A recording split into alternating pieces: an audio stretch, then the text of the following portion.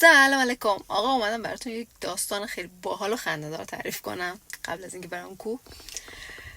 یکی از فامیلای ما کراش زده بود روی همسایه جدیدی که اومده بودن این محل زندگی میکردن و خانوم بودن. ایشون هی رفت آمد میکرد و این داستانا که بتونه تو این رفت آمده به خونه ما بتونه ایشون رو ببینه و یک ارتباطی اوکی بشه دیگه، شما رو این داستان. ایشون هی رفت آمد کرد تا اینکه بالاخره تونست با ایشون آشنا بشه، یعنی اون آقا با این خانوم که همسایه ما باشه آشنا شد و رفت آمدشون شروع شد.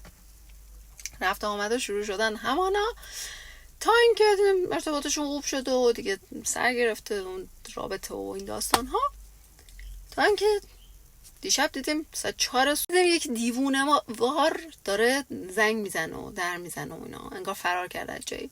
در که باز کردیم ای اون همون فامیلمون، همون آقا هست. گفتیم چی شده این وقت صبح اینجا چیکار میکنی اینا؟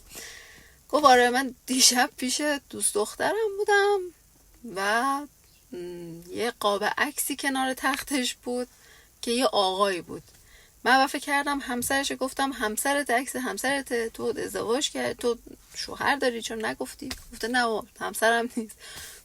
گفتم خب عکسته، دوست پسر قدیمته کیه؟